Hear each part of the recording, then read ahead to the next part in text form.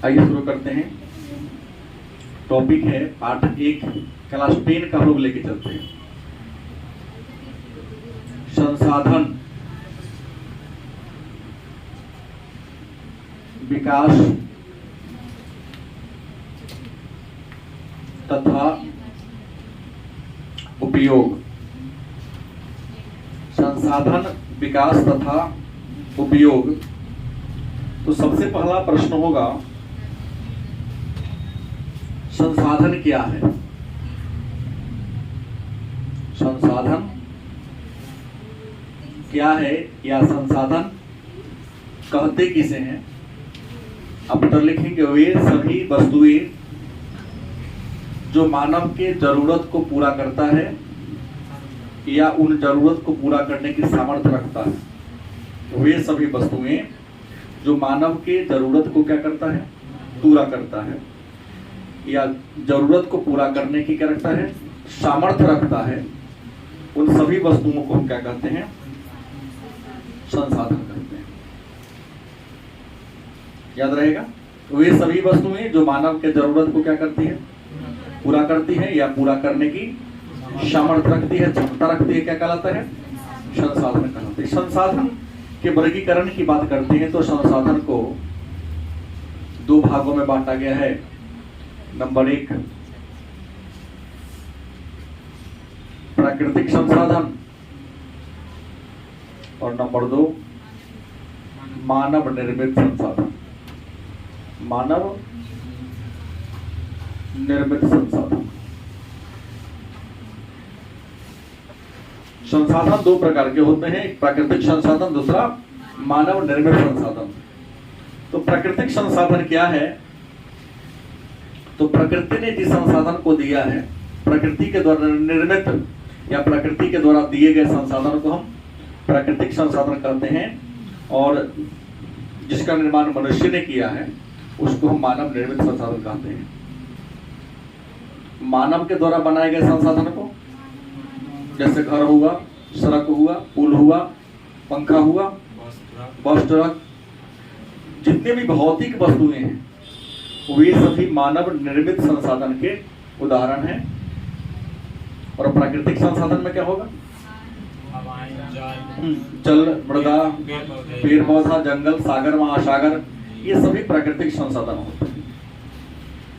ये जो तो हम जान लिए, वे सभी वस्तुएं जिनमें मानव की आवश्यकता को पूरा करने की सामर्थ्य होती है, क्षमता होती है, संसाधन कहलाता है। संसाधन 2 प्रकार के होते हैं, प्राकृतिक संसाधन और मानव निर्मित संसाधन। एक विद्वान है भूगोल के, जिमरमैन, नाम सुना होगा आपने जिमरमैन का।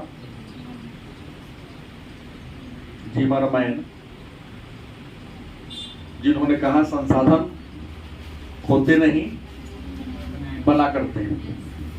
संसाधन होते नहीं बना करते हैं, क्योंकि प्रकृति ने तो बहुत सारी वस्तुएं दिया है, लेकिन जब तक हम उसका यूज नहीं करेंगे वो मेरे संसाधन नहीं कहलाएगा। नदी में जल बह रही है तो वो मेरे लिए संसाधन नहीं है। नदी से नहर निकालकर उस पानी का यूज हम खेतों को पटाने के लिए करें, नदी पर बांध बनाकर उसमें हम क्या करें? बिजली का उत्पादन करें, तो वो मेरे लिए संसाधन तब बनेगा। ऐसे क्या होगा? नहीं बनेगा। तो जिमरमैन ने कहा कि संसाधन होते नहीं, क्या होते हैं? बना करते हैं। अब संसाधन के वर्गीकरण की बात करें कि संसाधन के कितने वर्ग हैं? संसाधन के वर्गीकरण की बात करते हैं तो संसाधन के वर्गीकरण की बात करते हैं। यहां तो मैंने संसाधन के वर्गीकरण कर दिया किस आधार पर? निर्माण के आधार पर 2 हो गया, लेकिन संसाधन का रियल में वर्गीकरण की बात करें तो संसाधन के वर्गीकरण कई आधार पर किया गया है। पहला है उपलब्धता के आधार पर, उपलब्धता के आधार पर। दूसरा वर्गीकरण है स्रोत। क्या है? स्रोत, या इसको उत्पत्ति कह सकते हैं। उत्पत्ति के आधार पर तीसरा जो संसाधन का वर्गीकरण है उसका नाम है पुनः प्राप्ति के आधार पर। पुनः प्राप्ति के आधार पर। नेक्स्ट की बात करें तो स्वामित्व के आधार पर। स्वामित्व के आधार पर। और पांचवा जो वर्गीकरण है वो है विकास स्तर के आधार पर। विकास स्तर के आधार पर। तो ये सभी वस्तुएं जो मानव के जरूरत को क्या करता है, पूरा करता है या पूरा करने की क्षमता रखता है, सामर्थ्य रखता है, संसाधन कहलाता है। रियल में संसाधन प्राकृतिक और मानव निर्मित होते हैं।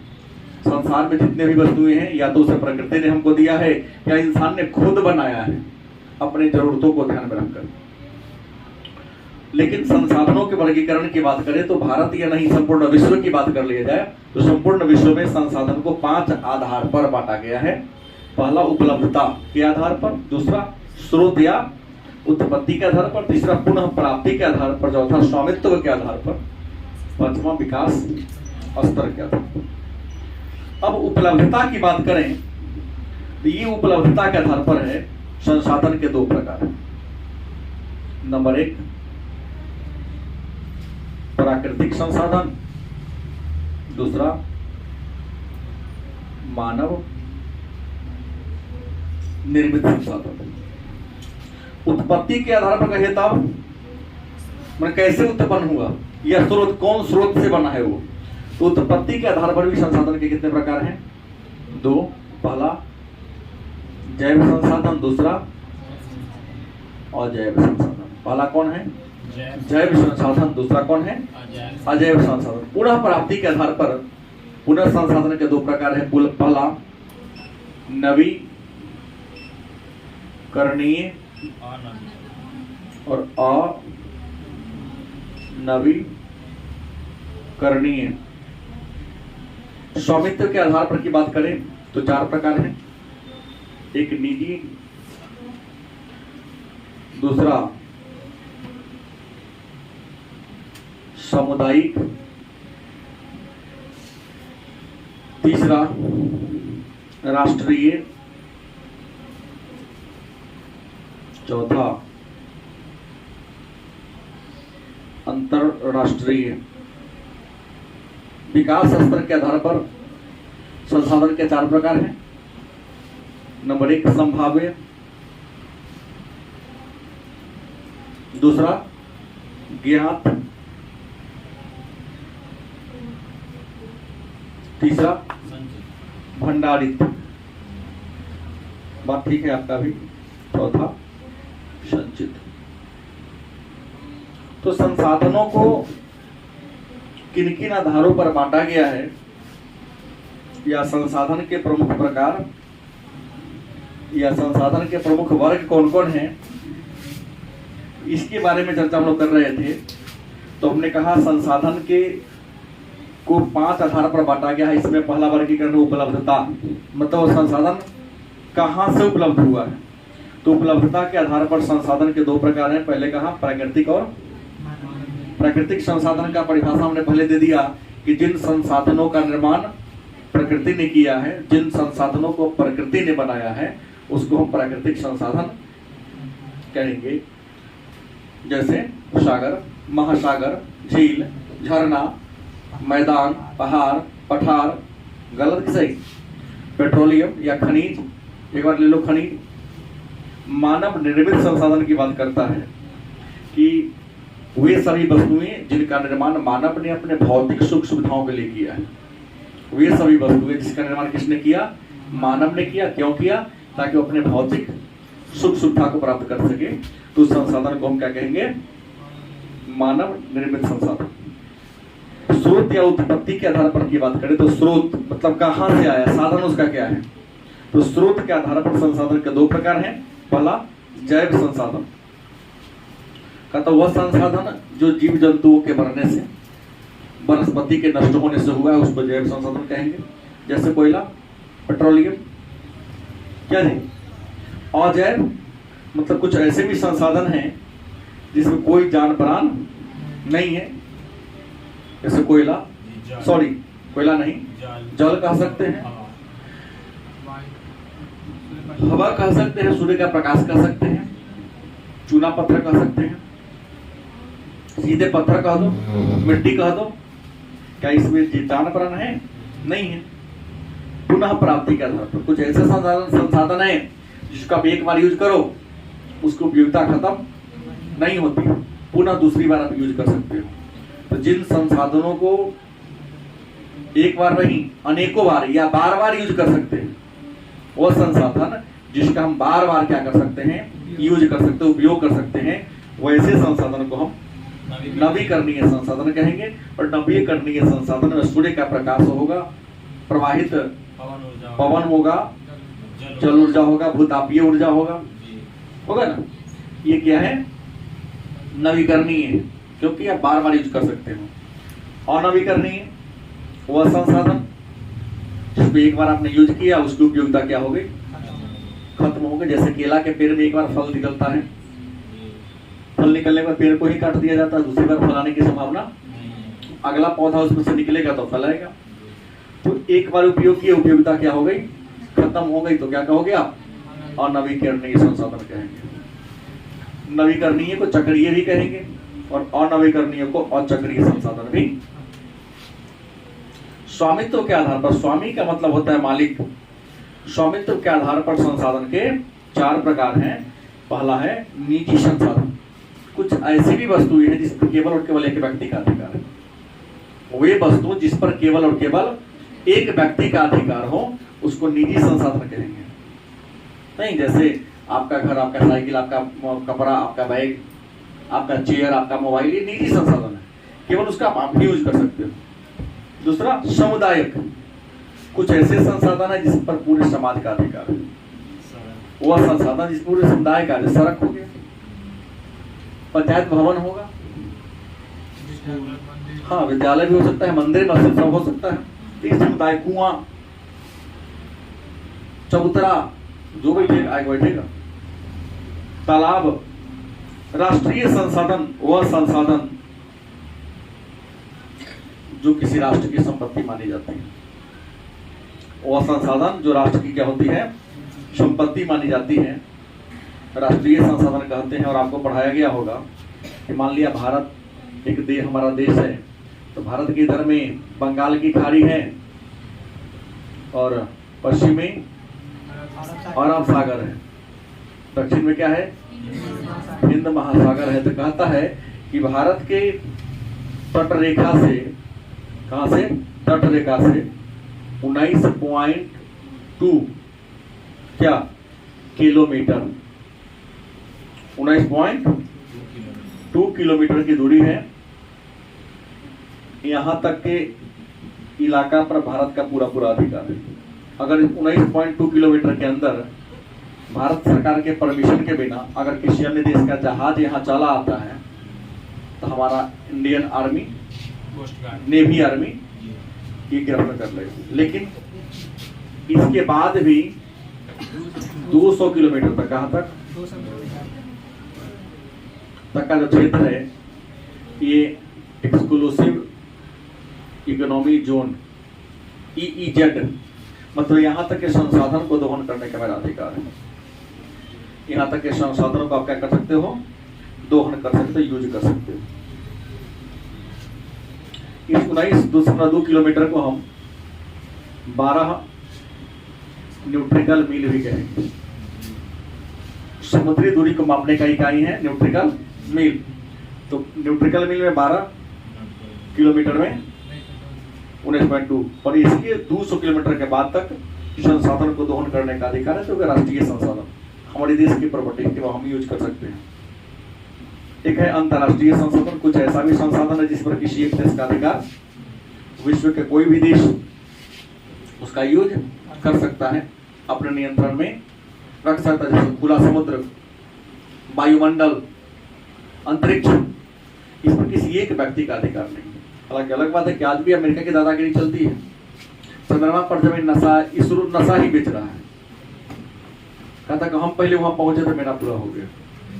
ये तो हो गया असभ्य समाज वाली बात होगी ना, कि जहां तक दौड़ जाएंगे पूरा प्रॉपर्टी हमारे, जहां तक देख रहे सब हमारे, तब सबको देख लेंगे, सब मेरा ही हो जाएगा। नहीं, ये तो असभ्य वाली बात नहीं होगी कि हम पहले पहुंचे तो हमारी प्रॉपर्टी हो गई।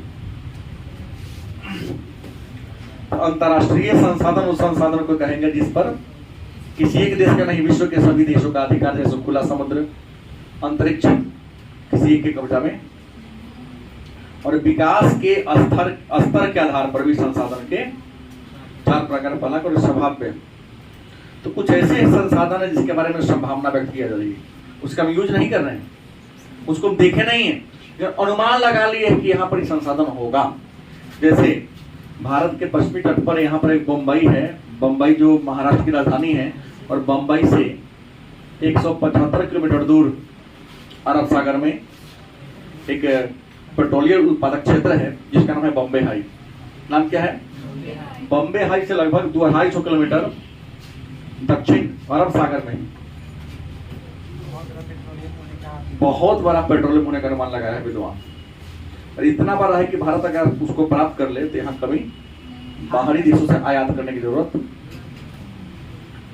यहाँ है। अनुमान है, यूज हम कितना ही हमको पता नहीं, अनुमान है कि वहां होगा नहीं। जैसे एक झाड़ी में बड़ी जोर जोर से झाड़ी हिल रहा था, तो अमर जैसा आदमी वहां मेरे बाप गांव में टोला लाठी लेके पहुंच गया तो 100 सांप होता ही, पूरे गांव को इकट्ठा करवा दिया।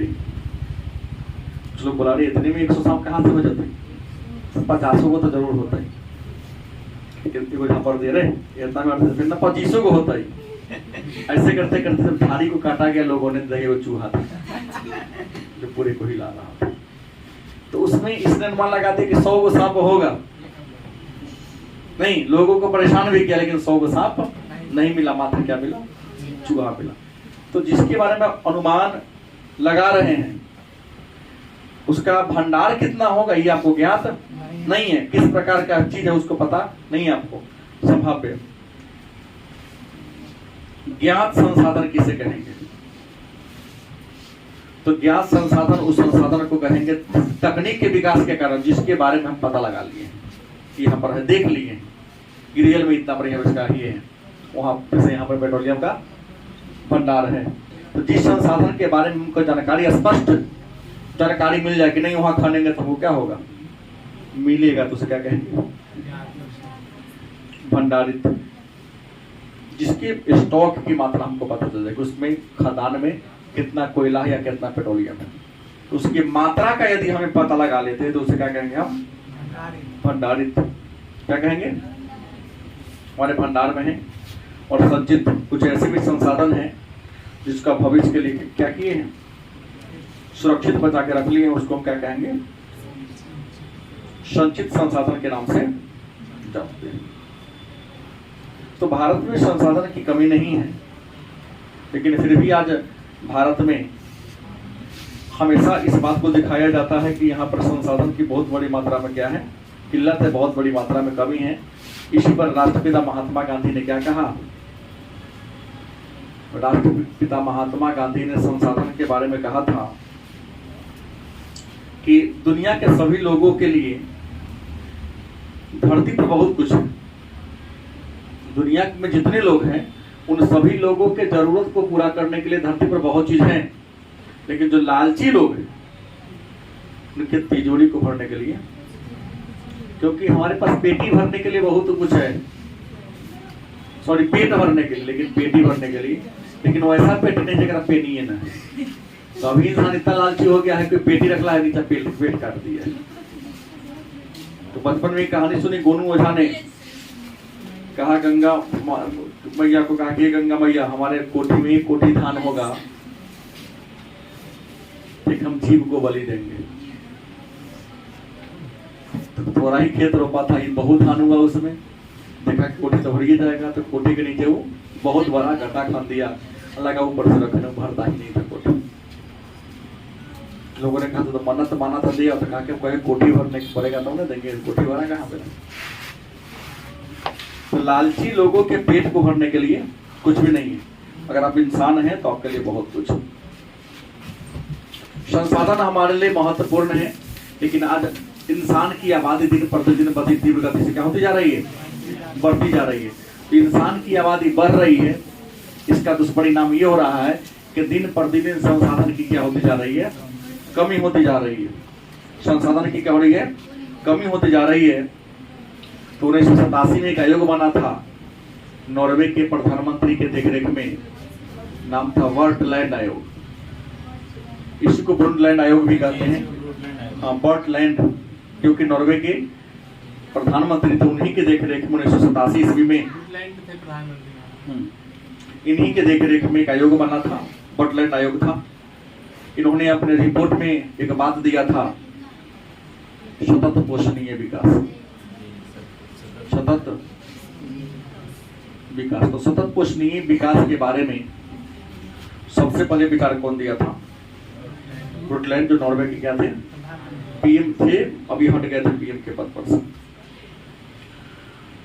इसी बर्टलैंड आयोग ने कहा था कि भाई संसाधन तो अपने पास बहुत है, उससे पहले भी विचार हुई थी कई बार, तो लेकिन आज इंसान की गतिविधि के कारण संसाधन बड़ी तीव्र गति से दोहन होते जा रहा है।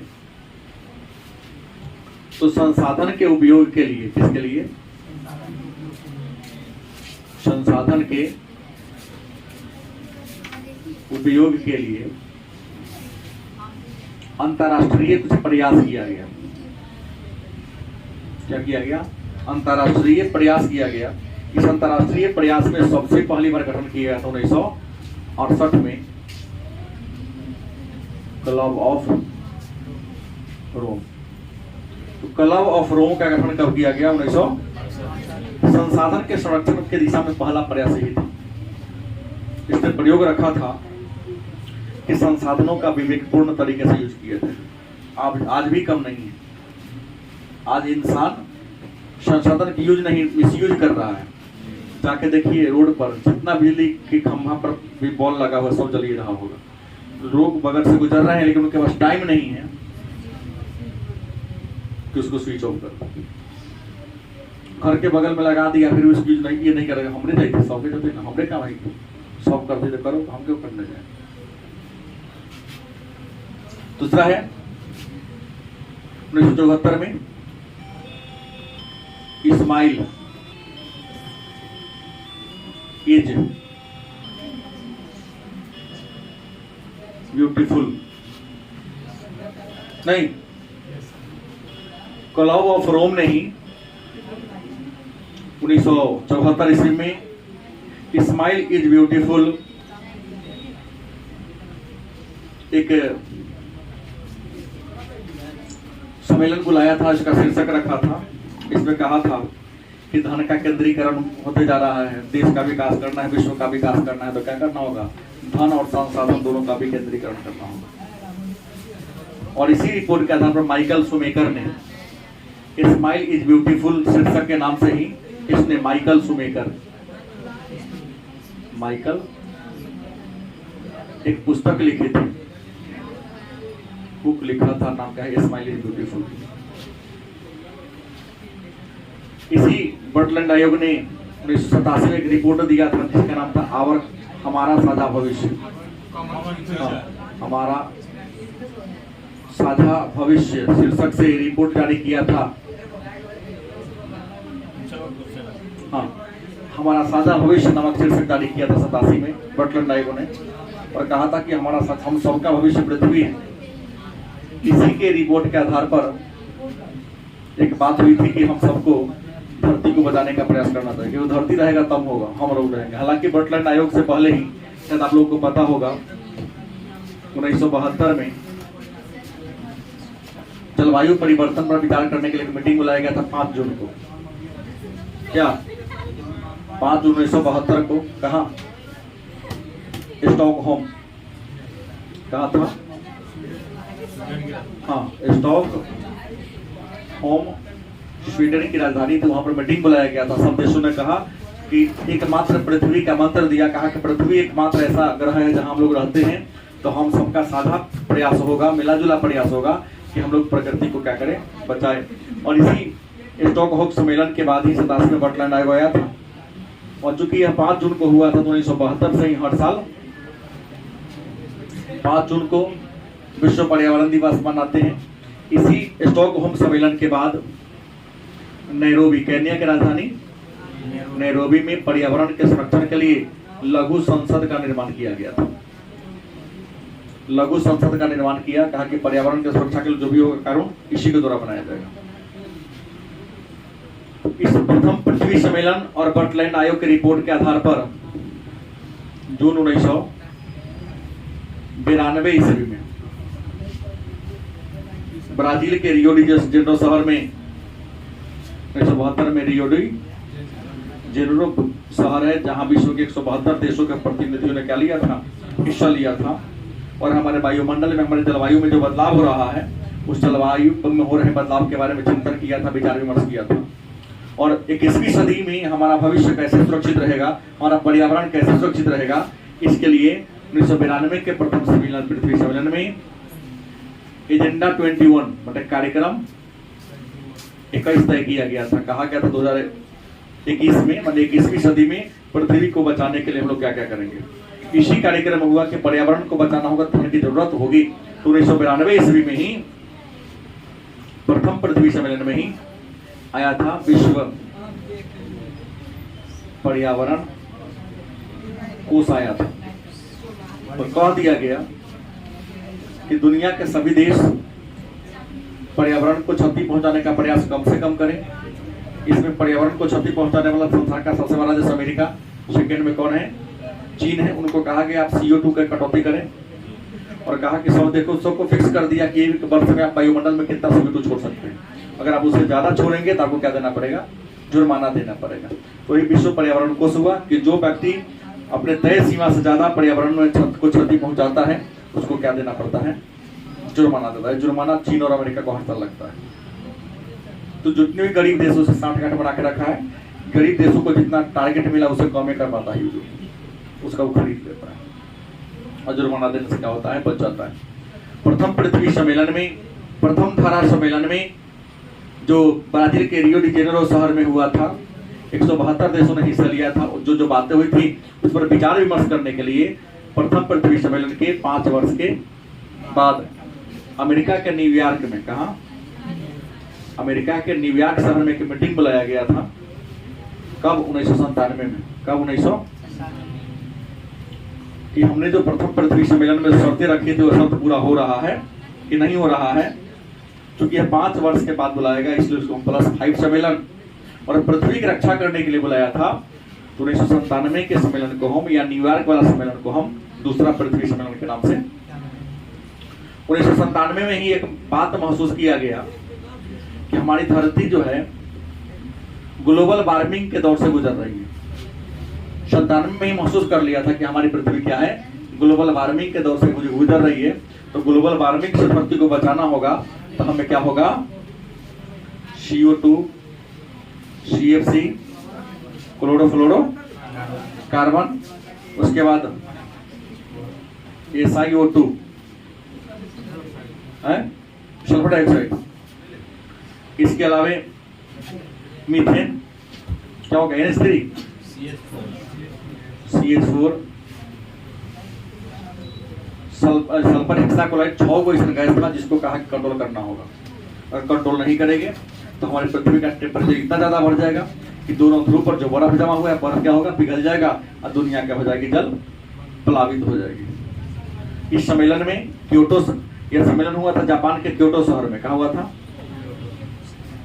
इसको हम क्योटो प्रोटोकॉल के नाम से जानते हैं और विश्व के 159 देशों ने इसमें क्या लिया था, हिस्सा लिया था। उसके बाद 2002 में अफ्रीका के कोपेनहेगन में, कहा अफ्रीका के, कहा जोहान्सबर्ग, सॉरी अफ्रीका के जोहान्सबर्ग शहर में 2002 में पृथ्वी की सुरक्षा के लिए, पृथ्वी के बचाव के लिए एक और मीटिंग हुआ था। क्योंकि यह प्रथम पृथ्वी सम्मेलन के 10 साल बाद हुआ था। इसको +10 सम्मेलन के नाम से जानते हैं। और ऐसा करके अब हर साल या हर 2 वर्ष पर विश्व के अलग अलग देशों में पर्यावरण को बचाने के लिए क्या हो रहा है, प्रयास चल रहा है, सम्मेलन हो रहा है।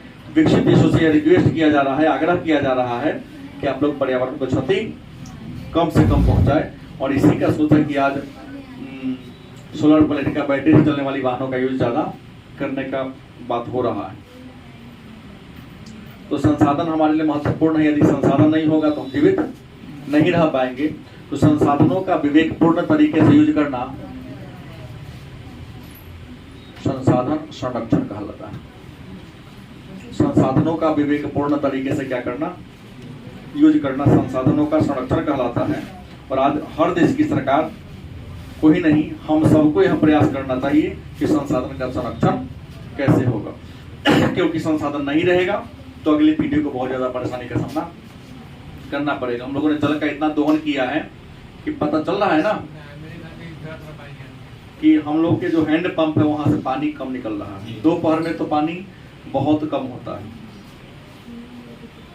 गलत सही, आज पानी इतनी कम निकल रही है कि सीतामढ़ी जिला, शिवहर जिला में कई ऐसे जगह है जहां खेती बाड़ी करने के लिए जो खेत में पंप सेट लगाया गया है, पंप सेट पर रोक लगा दिया गया। जो पंप सेट से पानी खींच रहा है उसके पंप सेट को जिला प्रशासन जब्त कर ले। सीतामढ़ी में लगा, शिवहर में लगा, सब जगह लगा हुआ। पर खेत धरती के नीचे से पानी निकाल कर आप खेती बाड़ी नहीं कर सकते, ऐसा आ गया है। अब इस संसाधन के बारे में जो है, जो प्राकृतिक संसाधन है, जैसे जल के बारे में, खनिज के बारे में, इन सबको क्रमिक रूप से क्या करेंगे,